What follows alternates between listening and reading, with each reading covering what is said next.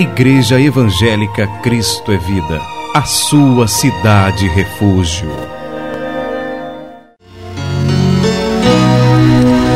Às vezes calo para ouvir a voz de Deus, e então medito para ouvir a sua voz. Com sutileza tocas no meu coração, e grande paz passo a sentir, sinto emoção. Ouvir tua voz quando me exortas, se é preciso.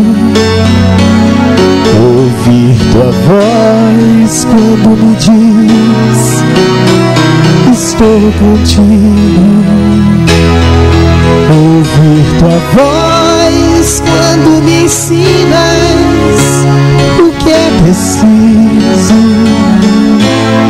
me faz sentir cada vez mais que sou teu filho. E diz assim a palavra: Ele nos libertou do império das trevas e nos transportou para o reino do Filho do seu amor. Fala para o teu irmão do lado: Jesus nos libertou do império das trevas.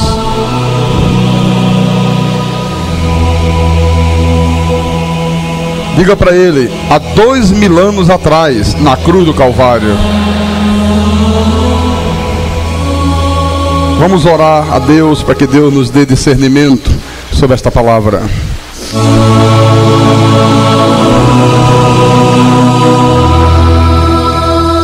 Tu és maravilhoso, Tu és santo, Tu és justo, Tu és verdadeiro, Tu és o único e soberano Deus, não há outro semelhante a Ti. Tu és o Deus sobre todos, o Senhor de senhores, o Rei de reis, aquele que reina e vive pelos séculos dos séculos, o Deus que nos deu vida quando nós estávamos mortos nos nossos delitos e pecados, o Deus que se fez carne no ventre de Maria, para que através do sacrifício do seu corpo, Ele destruísse aquele que tinha o poder da morte, a saber, o diabo. O Deus que veio ao mundo numa forma de homem para destruir as obras do diabo, que nos libertou do império das trevas, que nos resgatou do domínio de Satanás e nos transportou para o reino do Filho do seu amor. E hoje nós estamos assentados em lugares celestiais com Ele. Oh meu Deus, como é maravilhoso, Senhor, conhecer esta verdade. Como é bom nós sabermos qual é a nossa posição espiritual neste mundo, quais são os nossos direitos, meu Senhor, qual é a nossa herança. E isto só pode ser possível através do pleno conhecimento de Jesus. E aqui nós estamos nessa manhã de domingo, meu Deus, para mais uma vez crescermos no conhecimento de Deus. Porque durante o tempo da nossa peregrinação nesta terra, todos os dias nós estaremos crescendo no Teu conhecimento, buscando a cada dia mergulhar nas águas profundas de Deus, no conhecimento da revelação dos mistérios que permaneceram ocultos em Deus e dos séculos passados, desde antes da fundação do mundo. Meu Deus, meu Pai, meu Rei, meu Senhor, meu amigo, que o Teu Espírito que nós habita para sempre, Senhor, ilumine os olhos do coração e nos dê discernimento para entendermos a Tua palavra. Fala-nos nessa manhã, Senhor. Alimenta o nosso espírito com este alimento sólido que edifica a nossa alma. Nós te pedimos em nome de Jesus, em nome do Senhor, e que todos que creem digam amém e amém. Graças a Deus, graças a Deus. Então, meus amados irmãos, Igreja Santa, Igreja gloriosa de nosso Senhor e Salvador Jesus Cristo, é a quinta mensagem que o pastor traz à igreja sobre o Evangelho da graça de Deus. Este é o tema que Deus tem permitido que nós aprendamos desde o dia que comemoramos o aniversário do 3º ano da revelação da graça de Deus. E eu tenho dito que Evangelho significa boas novas, boas notícias. E este Evangelho da graça de Deus, ele traz boas notícias para a igreja.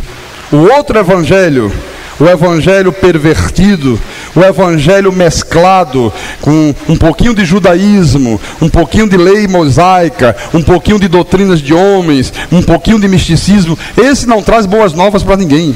Não traz boas notícias, só más notícias. Mas o Evangelho da graça de Deus, ele começa nos informando que o Senhor Jesus, ele nos libertou do império das trevas.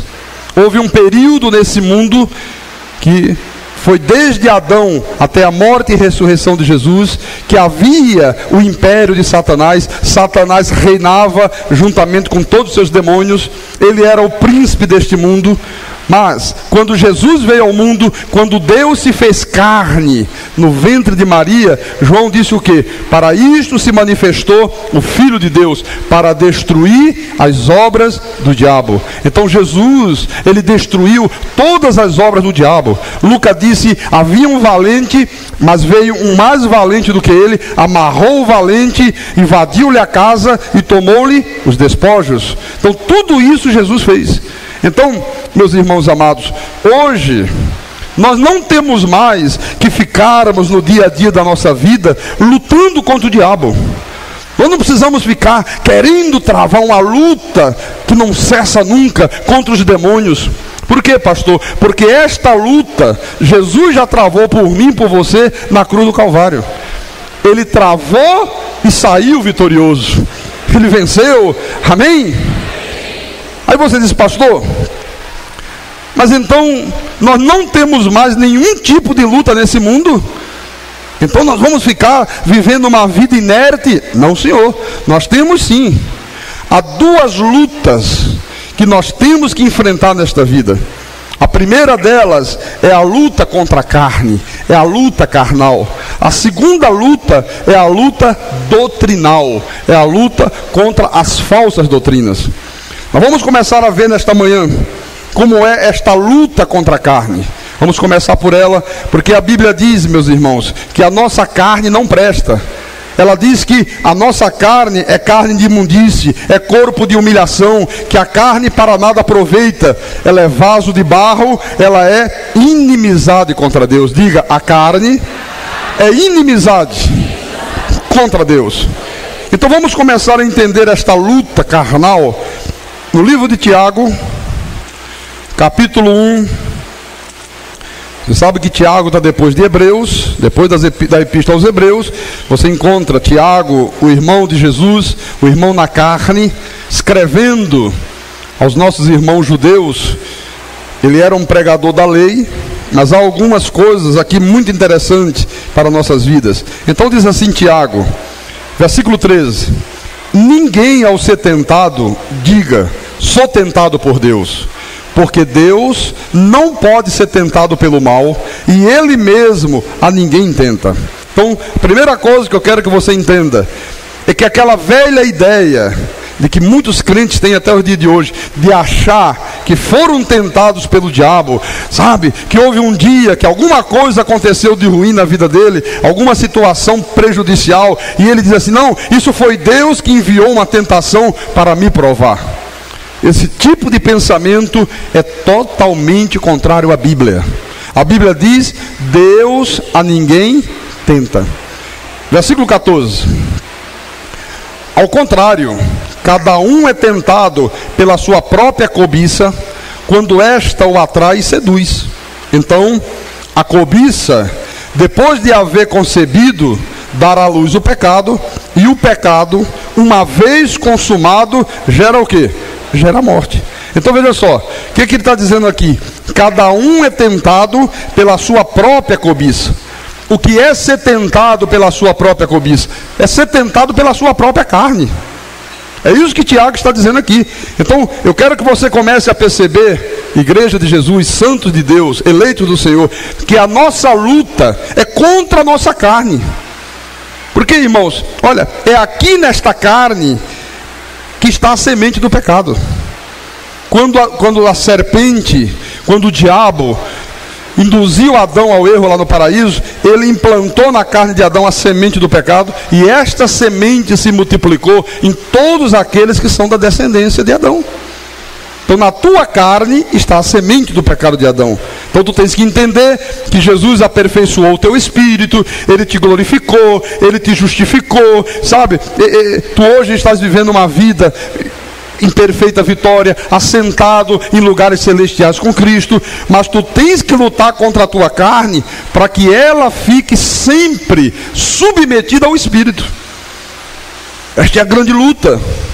Então, se você não vem aos cultos, se você é um crente negligente, não estuda a palavra, se você não é uma pessoa de oração, não tem uma mente de oração, não dedica todos os dias alguns minutos para estar em comunhão com Deus, para falar com Deus, e durante o restante do dia você não está sempre numa sintonia, perfeita com Deus em oração, se você não é uma pessoa que se envolve com a obra de Deus, se você não procura alimentar o teu espírito com alimento sólido, a tua carne vai te humilhar, meu irmão.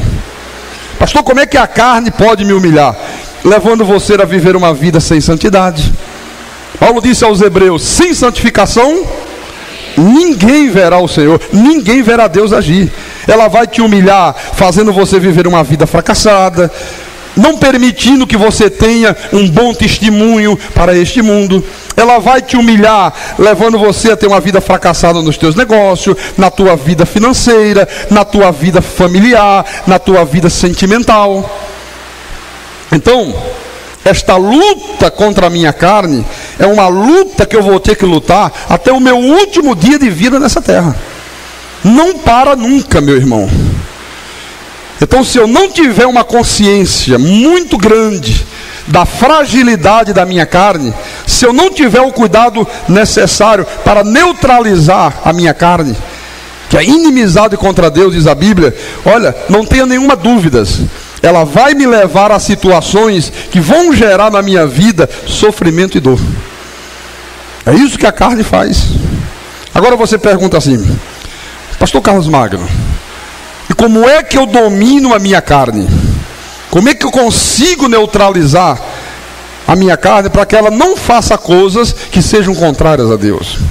Olha, meu irmão, a única coisa que pode dominar a tua carne é o conhecimento de Deus. Só o conhecimento e a prática da palavra. Não é por obras da lei que você vai dominar a tua carne. Você pode ficar 300 horas de joelho no chão, você pode ficar 30 dias jejuando, dia e noite sem parar, e a tua carne vai continuar fazendo coisas que vai humilhar a tua vida, contrárias a Deus. Veja que no capítulo 4 da mesma epístola de Tiago, versículo 1, olha o que ele diz. Olha, veja que palavras sábias, que discernimento maravilhoso que o Espírito de Deus deu a este homem. Ele disse assim: de onde procedem guerras e contendas que há entre vós? De onde? Se não dos prazeres que militam na vossa carne. Você sabe para quem que Tiago está escrevendo essa epístola? Ele está escrevendo para a igreja. Aí você diz: mas pastor, mas há guerras e contendas entre o povo de Deus? Porque ele está dizendo aqui, de onde procedem guerras e contendas, ele está falando com a igreja. É verdade. Olha, irmãos, é só o que há hoje na igreja. O povo de Deus, por falta de conhecimento dessas verdades que eu estou te ensinando, está sempre em guerra. Você sabe, o exército, o único exército do mundo, único, que guerreia contra ele próprio, é o exército do povo de Deus. Quantas divisões existem nos ministérios? Quantas contendas entre irmãos? Quantos ciúmes, quantas queixas, quantas insubmissões, quantas vezes você vê problemas dentro da igreja, por causa de fofoca. E Tiago está dizendo que todas essas coisas procedem de onde? Da carne. Tudo procede da carne. Nas igrejas da lei, quando acontece briga entre irmãos, ou quando alguém se levanta contra o pastor, né? Quando alguém é insubmisso, a primeira coisa que os irmãos dizem é o quê? Isso é o diabo. Isso é o demônio que está usando fulano. Nós temos que orar, nós temos que jejuar, porque o diabo está aqui no nosso meio. Como é que o diabo está aqui no nosso meio, se ele já foi amarrado de algemas eternas há 2000 anos atrás? Não é diabo. A Bíblia diz o quê? Ela diz que foi a carne. Ou seja, a pessoa não se santificou através da palavra, e aí a própria carne dela começou a humilhá-la. Olha, meus irmãos, é muito humilhante você ver um crente fofoqueiro. É muito humilhante, eu creio assim, você saber que existem crentes que são capazes de falar mal de um irmão, que se levantam contra o irmão, que usam palavras duras, que usam palavras grosseiras, que são pessoas maledicentes, que são pessoas que não respeitam o próximo. É muito humilhante você saber que existem crentes que se levantam contra o pastor da igreja, são pessoas insubmissas. Às vezes o pastor dá uma ordem, cria uma situação, né? E tem gente que se levanta e não concorda, e começa a semear contenda entre os irmãos. Isso é muito triste. Às vezes pessoas crentes, que são pessoas brutas, que respondem mal às pessoas, são incapazes de tratar bem ao próximo, não aceitam repreensões, não aceitam ser instruídas dentro da palavra. Isso é muito triste. E o pior de tudo é que quando uma pessoa crente tem um comportamento carnal, aí ela começa a achar que ninguém a ama, ela começa a se sentir desprezada, ela começa a achar que a igreja não tem mais consideração para com ela, ela se sente injustiçada. Olha, e quando chega nesse nível, para a pessoa cair uma queda violenta, é um pulo. É só questão de tempo, é só esperar. Eu tenho visto isso, meu irmão, ao longo de quase 20 anos de vida ministerial.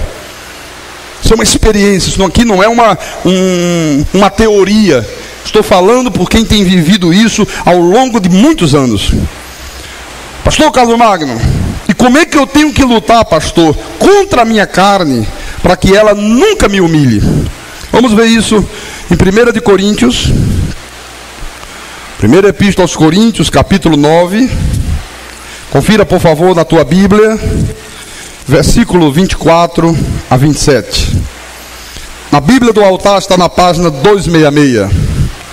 Então diz assim a palavra: não sabeis vós que os que correm no estádio, todos na verdade correm, mas um só leva o prêmio?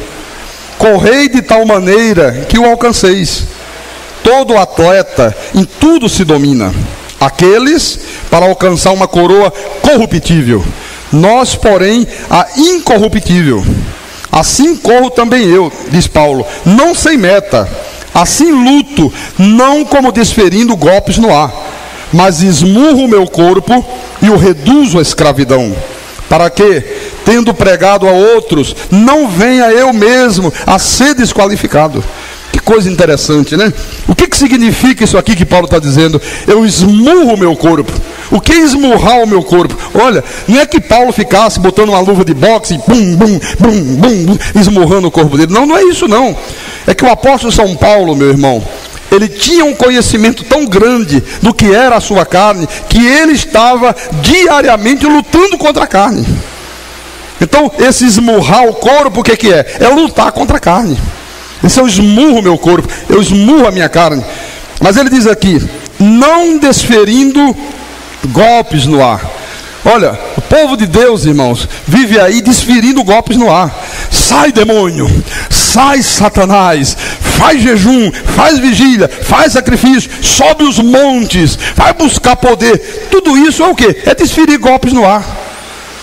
Não tem proveito algum, não traz nenhum benefício para a tua vida espiritual, não faz com que a tua carne fique reduzida à escravidão. Então não adianta desferir golpes no ar. É você esmurrar o teu corpo, a tua carne, através do conhecimento e da prática da palavra de Deus. Se você tem conhecimento e você coloca o conhecimento em prática, você está esmurrando o teu corpo. A tua carne vai estar sempre submetida ao Espírito. Diga graças a Deus. Você quer ver só? Romanos 7. Romanos capítulo 7, versículo 21. Diz assim: então, ao querer fazer o bem, encontro a lei de que o mal reside em mim. Você vê? Isso é Paulo falando. Isso eu encontro a lei de que o mal reside em mim. Veja, não é no meu irmão do lado, não é na minha sogra, não é na serpente, é o mal reside em mim. Aí você diz: pastor, mas reside em mim aonde? Na minha carne. De que forma que o mal reside em mim? Será que é um demônio que está dentro do meu corpo? Não, o mal reside em mim, o mal reside na minha carne, através da semente do pecado de Adão, com as suas mentiras, com as suas concupiscências, com as suas corrupções e com os seus enganos. Quem está falando isso aqui, meu irmão, é o maior dos apóstolos. Você já imaginou que é o apóstolo Paulo dizer: eu encontro a lei de que o mal reside em mim? A consciência que Paulo tinha de como a sua carne é uma carne de imundícia, é uma carne de humilhação. Então, quando você tem conhecimento disto aqui, quando você tem uma consciência de que a tua carne é inimizade contra Deus, que a tua carne não presta, que a tua carne só quer te humilhar, olha, irmãos, você passa a ter um cuidado todo especial com a tua carne, porque tu sabes que a tua carne não se converte. Esta é a nossa grande luta. Esta é a grande luta do povo de Deus. Veja aqui em Romanos capítulo 8. Eu falei que a carne não se converte. Romanos 8, versículo 7. Por isso, o pendor da carne é inimizade contra Deus, pois não está sujeito à lei de Deus, nem mesmo pode estar. Você vê? A carne é inimizade contra Deus. Irmãos, a tua carne, como a minha, só quer humilhar. A carne não quer que tu venhas aos cultos. A carne quer que tu fiques deitado em casa vendo televisão. Você acha que a tua carne quer que você volte logo mais às 6 da tarde? Ela não quer não, ela fica lá, deita aí na cama, deita no sofá, liga lá a televisão, vê lá o Domingão do Gugu, do Faustão, né? Vê lá o Silvio Santos dar umas gargalhadas, esse negócio de igreja à noite, você já foi de manhã, é isso que a carne quer. O espírito anseia pela palavra, o espírito quer uma coisa, a carne quer outra. Então Paulo disse: olha, a carne, ela não está sujeita à lei de Deus, ela é inimiga de Deus, ela é inimizade contra Deus. Amém? É por isso que quando o apóstolo São Paulo escreveu a Timóteo, na sua primeira epístola a Timóteo, você sabe, era um jovem pastor de uma igreja lá em Éfeso, e Paulo, como apóstolo, estava sempre assessorando os pastores, orientando, ensinando. Então no capítulo 4 da primeira de Timóteo, versículo 16, Paulo disse assim a Timóteo: tem cuidado de ti mesmo. Olha só, tem cuidado de ti mesmo. Olha, meus amados irmãos, não é para você ter cuidado com o irmão do lado, não é para você ficar com cuidado com o pastor da igreja, não é para você ficar com cuidado com a maestrina da igreja, com o diácono, com o presbítero, com a tua mãe, com o teu pai. Não, a Bíblia diz: tem cuidado de ti mesmo. Tem cuidado de ti mesmo. Fala para o teu irmão do lado: tem cuidado de ti mesmo, meu irmão. Tem cuidado de ti mesmo. Às vezes a pessoa vem à igreja, ela vem ao culto, e às vezes diz assim: ah, pastor, olha, pastor, ah, se a minha esposa ouvisse esta palavra. Ou então diz assim: ah, olha, quem tinha que ouvir esta palavra era a minha sogra, pastor. O meu sogro precisava muito ouvir esta palavra. Não, senhor, não, senhora. Se Deus quisesse que o teu sogro ouvisse, que a tua sogra ouvisse, Deus teria trazido ele aqui. A Bíblia diz: tem cuidado de ti mesmo. É para você cuidar. Esquece os outros, meu irmão. O grande problema é que o povo de Deus, meu irmão, tem uma mania muito grande de querer cuidar dos outros. Às vezes ficam muito preocupados, né, com a vida do irmão, se o irmão veio ao culto, se o irmão não veio ao culto, se o irmão deu dízimo, se o irmão não deu dízimo. Por favor, não faça isso, não haja desta forma. A Bíblia está dizendo para você nesta manhã: cuida de ti mesmo, cuida da tua vida. Olha para você, cuida de você, irmão. Tu não tem que ficar cuidando do outro, é cada um por si, amém? É verdade isso que eu falei. É cada um cuidando de si individualmente e Deus cuidando de todos. Olha, se cada um de nós cuidar da sua própria carne, irmão, nós nunca teremos problema na igreja. Os problemas que às vezes surgem na igreja, e numa igreja em graça também surge, claro que num percentual muito inferior do que acontece numa igreja de lei. Uma igreja de lei é todo dia e toda hora. Na igreja em graça, às vezes passa 2, 3 anos sem nenhum problema, mas de vez em quando acontece. E quando acontece alguma situação, de repente uma fofoquinha, de repente um irmão que se torna submisso, alguém que se levanta contra uma ordem, são sempre pessoas que estão ouvindo a palavra, mas não estão praticando a palavra. São sempre pessoas que não estão cuidando de si mesmas. Às vezes estão muito preocupadas com o irmão do lado. Às vezes estão muito preocupadas com a sogra, com o sogro, com o cachorro, com o papagaio, quando deveriam estar cuidando de si própria. Amém? Então, a nossa luta em primeiro lugar é uma luta contra a carne, é uma luta carnal. A Bíblia diz, cuida de ti, cuida de ti. Agora, em segundo lugar, nós temos uma luta doutrinal. Uma luta doutrinal. Vamos começar a ver isto na epístola de Paulo aos Efésios. Abra por favor em Efésios capítulo 6. Efésios 6, versículo 10. Diz assim a palavra.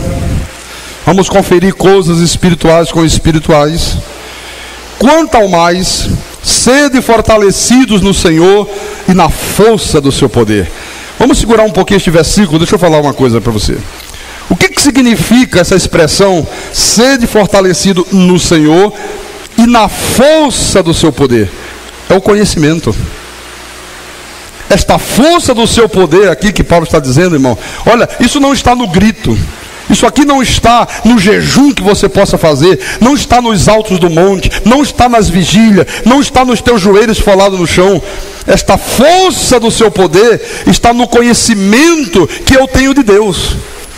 Quanto mais eu conheço Deus, quanto mais eu conheço os meus direitos, quanto mais eu conheço a minha posição espiritual, quanto mais eu conheço aquilo que Jesus realizou em meu favor na cruz do Calvário, mais eu estou me fortalecendo na força do seu poder. É isso que ele está dizendo aqui. Porque se eu sei, o que eu faço? Eu confesso. E o que a Bíblia diz? Todas as promessas de Deus têm o sim e tem o amém. Então, um cristão, ele só está fortalecido no Senhor e na força do seu poder quando ele tem o quê? Conhecimento. Diga conhecimento. Mas não é só ter conhecimento e guardar o conhecimento, é conhecer a palavra e praticar a palavra. Tiago disse o quê? Não seja ouvinte negligente, enganando a si próprio, mas operoso praticante. Não adianta você ouvir essas verdades, não adianta você vir aqui, marcar na tua Bíblia e dizer tremendo, maravilhoso, eu nunca tinha aprendido isso, agora eu conheço essas coisas, agora eu sei tudo, e você não colocar em prática. Está enganando a si mesmo, Tiago disse. E toda pessoa que se engana a si mesmo, vai acontecer uma hora que ela vai cair num barranco, meu irmão. A casa cai, é grande a ruína, disse Jesus, e as consequências são desastrosas para a vida da pessoa. Então, eu ouvir a palavra e praticar a palavra. Versículo 11. Revesti-vos de toda a armadura de Deus, para poderdes ficar firmes contra as ciladas do diabo. Aí os irmãos da lei, quando lê esse versículo aqui, já fica na sua cabecinha, imaginando demônio por tudo quanto é lugar, né? Ai, ele está em derredor, já vê demônio voando, já vê demônio dentro da igreja. Você sabe que tem gente que vai às igrejas e diz que vê o diabo no altar da igreja? Pastor, eu vi, pastor, eu estava louvando, eu estava orando a Deus, e de repente eu abri os meus olhos assim, e a unção de Deus era tão forte, pastor, eu vi, ele estava do seu lado direito. Do meu lado direito, irmã? Para com isso mesmo. Era, pastor, estava vestido com a roupa vermelha, tinha 2 chifres, um tridente na mão. O outro eu também vi, pastor. Só o que eu vi, pastor, parecia uma aranha caranguejeira, estava do lado esquerdo, subindo a parede ali por aquela coluna. Você vê, põe tantas minhocas na mente do povo de Deus, que o povo de Deus chega ao cúmulo, irmão, de ter delírios, de ter visões falsas, de dizer que vê o diabo. Você vê que coisa impressionante? Então, o que significa essas ciladas do diabo? Será que são demônios querendo entrar na tua vida, no teu corpo, ou querendo entrar no teu filho? Será que são demônios querendo entrar no teu marido, para fazer o teu marido buscar um amante, ou entrar nos teus negócios e levar você à falência? Porque é isso que se imagina aí fora? Não, Senhor. Os demônios, na sua forma de espírito, meu irmão, eles estão hoje como? Em algemas eterna. O que significa eterna? Eterna. Para sempre, meu irmão. Não tem mais demônio solto nos ares. Então, essas ciladas que Paulo está falando aqui, são situações. Isso é que são ciladas. Então, são pessoas que fazem ciladas. Não são espíritos nos ares. Aliás, você quer ver uma coisa? Que eu estava ontem à noite. Interessante isso aqui que Deus me mostrou. 1 de João, abra rapidamente lá. Não fazia parte do meu esboço, mas eu tenho que te mostrar isso. Primeira epístola de João, capítulo 4, versículo 1. Olha como é que você tem que estar preparado. Essa semana alguém foi ao meu gabinete e disse: pastor, onde está na Bíblia? Como é que eu posso provar na Bíblia que existe demônios que tomaram forma de carne? E a pessoa já vem ouvindo a graça de Deus há 3 anos. Eu digo: mas está na Bíblia de Gênesis, Apocalipse. Não, mas eu queria uma coisa assim, sabe, que provasse mesmo. Porque uma pessoa veio e perguntou para mim: me mostra onde é que está. Não, os filhos do diabo são pessoas que Deus criou, mas que não têm espírito. Você vê? Tem cuidado de ti mesmo e da doutrina, revestivo de toda a armadura de Deus, da palavra, do conhecimento. Olha o que é que João diz: amados, não deis crédito a qualquer espírito, antes provai os espíritos se procedem de Deus. Quer dizer que há espíritos que procedem de Deus.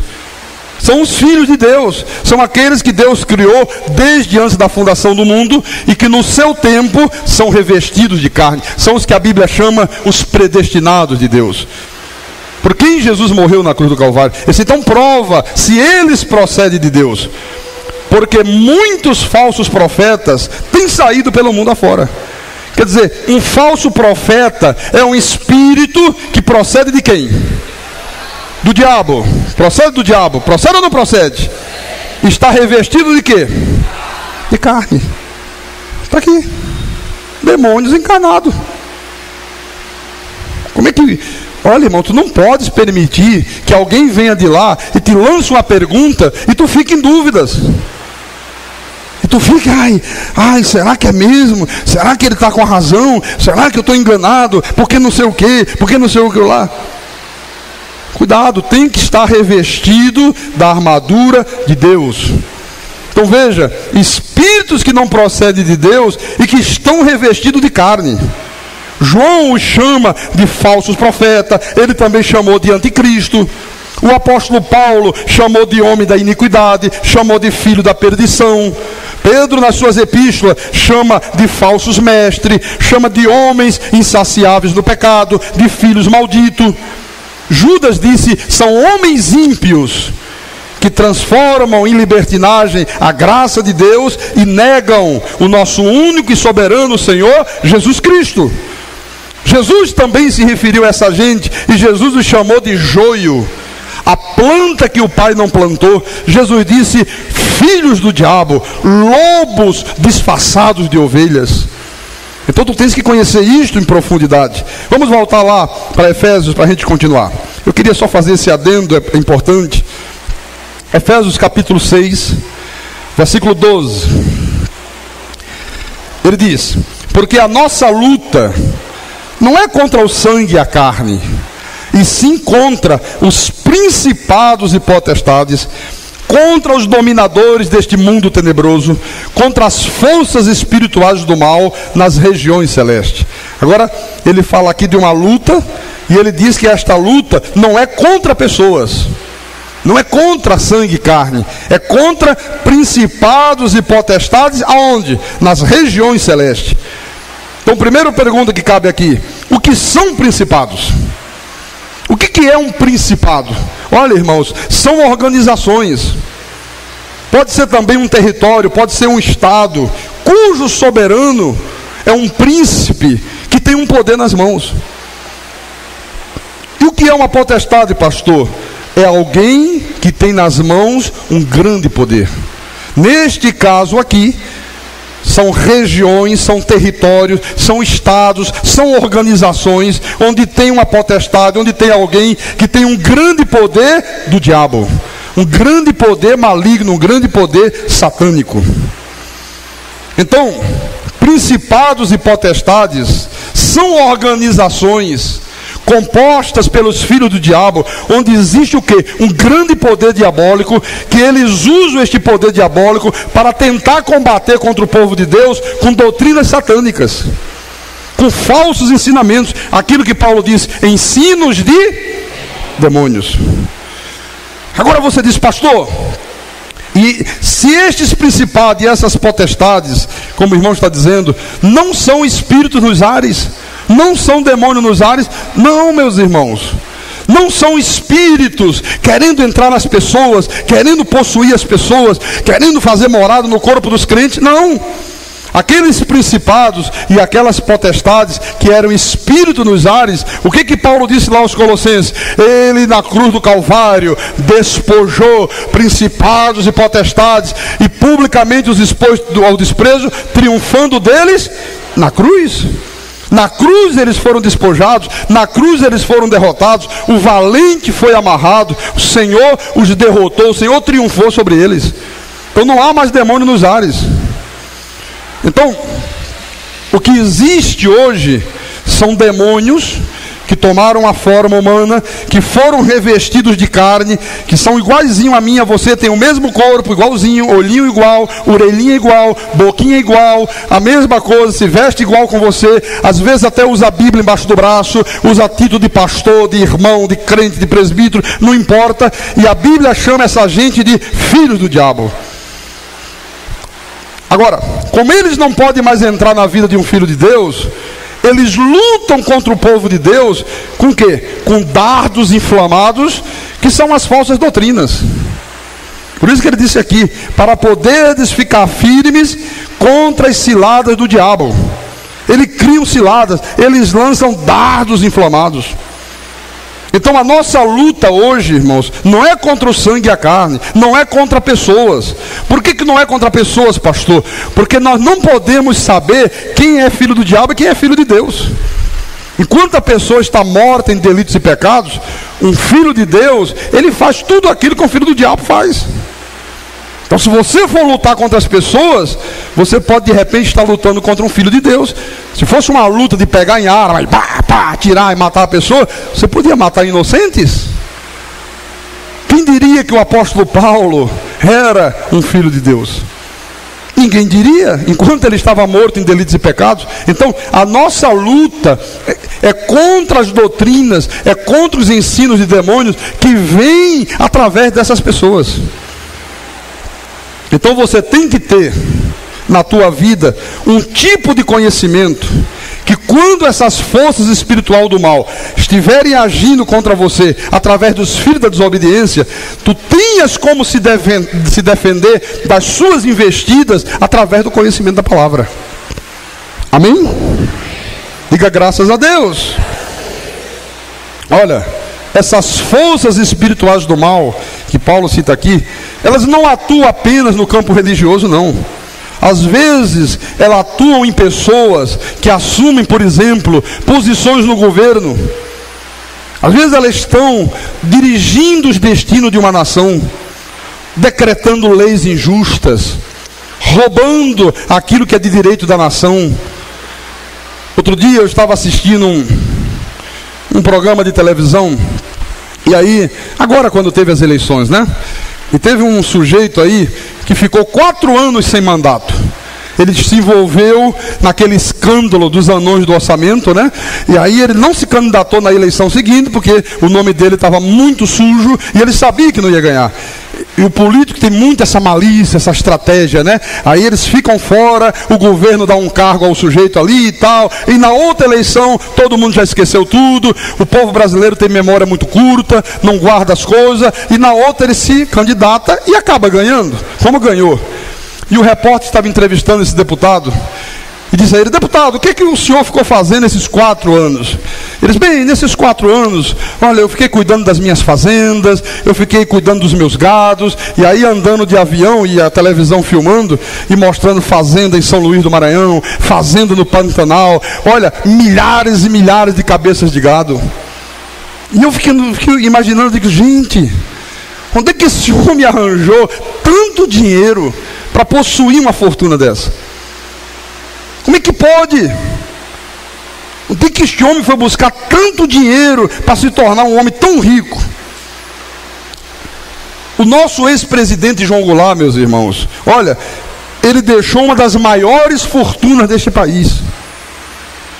O nosso ex-presidente Jânio Quadros, quando morreu, também deixou uma das maiores fortunas deste país. Onde é que essa gente foi arranjar dinheiro para tudo isso? Onde é que esses homens foram buscar recursos, irmãos, para de repente angariarem recursos para terem fortunas desse porte? Enquanto isso, os hospitais não têm esparadrapo, não têm mercúrio cromo, não tem dinheiro para pagar as professoras. Você vê, nós temos, essa semana, a diaconisa Terezinha, que trabalha para o Estado, ela disse: pastor, ainda não recebemos o mês de dezembro. Não, você sabe o que é um funcionário público está trabalhando e ainda não recebeu o mês de dezembro? Agora vai na casa do governador que saiu ou do que entrou e vai ver se está faltando alguma coisa na casa dele. Vai ver se ele está sem salário lá, vai ver se ele está apertado. E agora, minha filha, como é que vai ser? Como é que nós vamos lá no supermercado fazer as compras do mês? Vai lá ver. Irmãos, se não há dinheiro para as coisas essenciais de uma nação, como é que esses homens, como é que essa gente arranja tanto dinheiro para construir verdadeiros impérios? Isto é o que, pastor? Isto é um principado. Isto é um poder maligno, meu irmão. No campo religioso, eles estão aí por toda parte, com o nome de igreja romana, com o nome de renovação carismática. Muitos deles usam o nome de igreja evangélica, porque é o palácio das bênçãos, né? Outros já vêm de lá e dizem: não, nós somos do reino de Deus. Às vezes eles surgem aí com as suas pirâmides, com os seus cristais, com os seus incensos, com as suas rosas ungidas, com os seus copos com água na frente do rádio. Então, são contra essas forças tenebrosas que nós, que somos a igreja genuína de Jesus, temos que lutar. A tua luta, meu irmão, é contra a tua carne, mas também contra as doutrinas do diabo. Agora, Paulo diz aqui que estas forças espirituais do mal estão atuando aonde? Nas regiões celestes. O que são estas regiões celestes? É aqui na terra. É a igreja. É aqui que eles atuam, meu irmão. Veja o que diz Efésios capítulo 2. Volta um pouco atrás. Efésios 2, versículo 5. Porque um dia desse um irmão ligou para mim usando esse texto aqui. Ele disse: mas não está aqui nas regiões celestes? O senhor estava pregando na rádio que não tem mais demônio nos ares. Então me explique como é que está escrito regiões celestes, cheio de empáfia, sabe, dono da verdade, como diz: agora eu pego ele, agora eu quero ver se sair dessa armadilha. Eu digo: volta um pouquinho atrás, Efésios 2, meu irmão, vamos ler junto comigo, versículo 5. E estando nós mortos em nossos delitos, nos deu vida juntamente com Cristo. Pela lei sois salvos. Desculpa, pelo jejum. Não, pela graça sois salvos. Diga: pela graça sois salvos. E juntamente com Ele, com Jesus, nos ressuscitou e nos fez assentar nos lugares celestiais em Cristo Jesus. Quer dizer, qual é a nossa posição hoje? Nós estamos hoje assentados em lugares celestiais em Cristo Jesus. Ora, se lugares celestiais, se regiões celestiais são espírito nos ares, então nós estamos nos ares. Não, igreja, olha, esses lugares celestiais aqui essas regiões celestes, ela é a igreja de Jesus, é aqui na terra, não é nos ares não. E esses principados e potestades, eles estão aí assolando as regiões celestes. Um dia desse, uma senhora crente, mais de 20 anos de crente, né? E ela ouviu a nossa mensagem na rádio evangélica, e ela veio aqui à igreja, veio falar comigo no gabinete pastoral, e ela disse: pastor, eu vim aqui, ouvi a palavra, essa palavra abriu os meus olhos, e eu vim entregar ao senhor uma coisa. Posso entregar? Pode. Aí ela abriu uma bolsinha, aí tirou um pacotinho com sal ungido, a chave da vitória, um vidrinho com nardo ungido, aí colocou tudo nas minhas mãos. E eu conversando com ela, ela dizendo que era crente, não vou dizer o nome da igreja que ela era, da denominação. E eu dizendo: mas escuta uma coisa, irmã, deixa eu fazer uma pergunta para a irmã. Como é que a irmã, sendo crente há mais de 20 anos, a irmã sendo de uma igreja séria, de uma igreja que tem zelo por Deus, talvez não sem conhecer a graça de Deus, mas tem um zelo verdadeiro por Deus, como é que a irmã se envolveu com essas coisas aqui? Ela disse: ah, pastor, um dia eu liguei a televisão, pastor, e aí estavam lá as pessoas dando testemunho, contando que ganharam carros, que ficaram milionárias, que a vida mudou da água para o vinho. Aí eu fiquei ouvindo aquilo foi me seduzindo e eu acabei envolvida. Você vê como é que as coisas acontecem? Você vê contra quem é a tua luta? Irmãos, olha, tem que ter cuidado. Tu tens que estar bem de olhos abertos. Tu tens que ter um pleno conhecimento de Jesus. Porque isto aqui pode acontecer com qualquer crente. É uma sedução diabólica. São os principados e as potestades lutando contra o povo de Deus, contra a igreja de Jesus. Às vezes encosta em você uma pessoa se dizendo crente, né? Não, eu sou crente e tal. Mas olha só, irmão, vamos lá na minha igreja, eu queria que o irmão fizesse uma visita à minha igreja. Sexta-feira vai ser uma sexta-feira muito abençoada. O pastor vai distribuir o pó da asa de morcego abençoado. Aí você diz: mas irmão, como é que pode na igreja distribuir o pó de morcego abençoado? Não, pastor, mas é o seguinte, olha, a Bíblia diz que tudo que é por fé, Deus honra, é pela fé. Tudo que o pastor faz por fé, agrada a Deus. Deus abençoa, não é isso que se fala aí fora? E aí quando a pessoa se apercebe, irmão, ela já está usando uma fitinha no braço, ela já está carregando um amuleto de sorte, ela já está fazendo sociedade com as trevas. E às vezes também conversei com um crente aqui, estava falando desse assunto, ele disse: ai, foi bom o senhor falar, não é que eu estou pronto para fazer sociedade com o ímpio. Ele tem um caminhão de dinheiro e fazendo uma proposta para montar a firma junto com ele. E eu digo: mas meu irmão, você é crente há tantos anos, rapaz. Porque, irmãos, 99% dos crentes estão brincando com Deus. Brincam de Deus, brincam de igreja. 99% deles. Aí a pessoa não se apercebe e de repente o que é que acontece? A sua vida vai decaindo, vai decaindo, vai decaindo. De repente a pessoa começa a viver uma vida fracassada, uma vida de dores, uma vida de tormento. E ela diz: mas o que é que aconteceu comigo? É contra isto aqui, meu irmão, a nossa luta hoje. Não é contra demônio nos ares. É contra esses principados, é contra essas potestades. A nossa luta é doutrinal.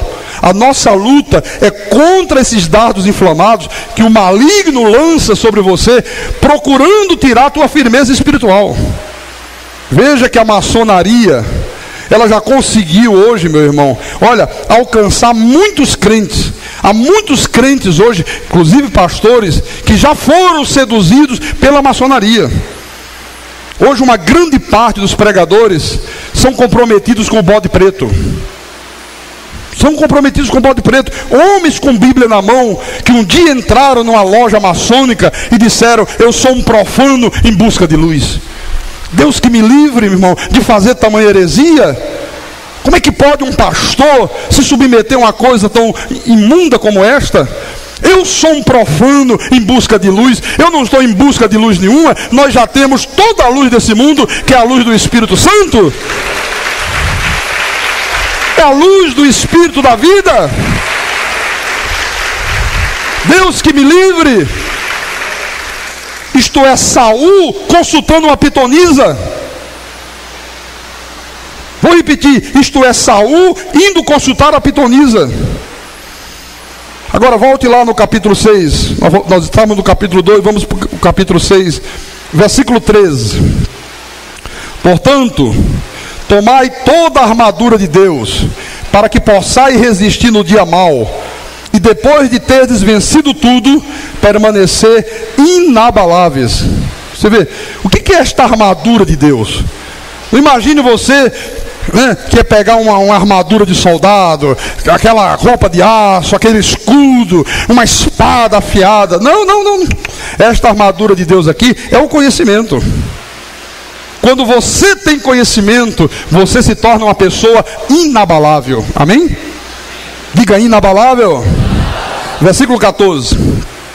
Estais, pois, firmes, cingindo-vos com a verdade e vestindo-vos da couraça da justiça. O que é a verdade? A palavra. Versículo 15. Calçai os pés com a preparação do evangelho da paz, embraçando sempre o escudo da fé, com o qual podereis apagar alguns dardos inflamados do maligno. Podereis apagar quantos dardos? Todos os dardos inflamados do maligno. Tomai também o capacete da salvação e a espada do Espírito, que é o jejum de 24 horas. Quer subir aos montes toda sexta-feira para buscar poder? Não. Tomai também o capacete da salvação e a espada do Espírito, que é a palavra de Deus. Aleluia. Olha, é a palavra. Tudo é a palavra. A nossa luta, meus irmãos amados, é contra quem não quer a palavra. A tua luta neste mundo é contra aqueles que falsificam a palavra. Porque de um lado está o Espírito de Deus dizendo, é a palavra, e do outro lado estão os principados e potestades dizendo que não precisa Bíblia, e que lero de Bíblia, e porque Jesus não tinha a Bíblia. Claro que Jesus não tinha a Bíblia, ele era a própria Bíblia. Mas que lero de Bíblia, porque não precisa Bíblia, o negócio é pela fé, o negócio é óleo na cabeça, o negócio é enxofre, o negócio é o copo com água na frente do rádio. E as pessoas vão se deixando seduzir, e quando se dão conta, já caíram nas garras afiadas do maligno. Os dardos inflamados de Satanás já as atingiram. Então, meus irmãos amados, eu falei para você nesta manhã, nós temos duas lutas nesse mundo. Não é contra diabo, não é contra demônio. Porque a luta contra diabos e demônios, Jesus já travou na cruz e venceu por nós. Amém? Venceu ou não venceu? Venceu. Mas nós temos duas lutas. A primeira é a luta carnal. É a luta que eu tenho que travar contra a minha carne. Porque a minha carne é inimizade contra Deus. E a outra luta é a luta doutrinal. É a luta contra principados e potestades, contra os falsos profetas, contra os ensinos de demônio. Então eu quero terminar em Hebreus capítulo 13. Hebreus 13, versículo 9. Que diz assim a palavra: não vos deixeis envolver por doutrinas várias e estranhas, porquanto o que vale é estar o coração confirmado com graça, e não com alimentos, pois nunca tiveram proveito o que com isto se preocuparam. Então Deus está te dizendo nesta manhã: não te deixes envolver por doutrinas várias e estranhas. Olha, irmãos, tudo aquilo, qualquer doutrina, qualquer ensinamento que seja contrário à graça de Deus, são doutrinas várias e estranhas. Se você congrega numa igreja aonde se fala da lei de Moisés, aonde se induz as pessoas aos sacrifícios, aos jejuns, às vigílias, aonde diz que a salvação se perde, aonde se ensina que o diabo está solto, que ele pode a qualquer momento entrar, isso são doutrinas várias e estranhas. E Deus está dizendo: não te deixe envolver por isso. Não te deixes envolver por essas coisas errôneas. Não te deixes envolver por esses ensinos do demônio.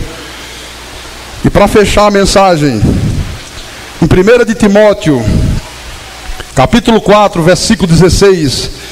Eu vou ler agora o versículo na íntegra, só li a primeira parte. Paulo disse a Timóteo: tem cuidado de ti mesmo e da doutrina. Olha, tem cuidado de ti mesmo e da doutrina. Continua nestes deveres. Que deveres? Cuidar de ti mesmo, cuidar da tua carne e cuidar da doutrina. Não deixar, meu irmão, que ninguém macule a doutrina, que ninguém te engane com um falso evangelho. Porque fazendo assim, salvarás tanto a ti mesmo como aos teus ouvintes.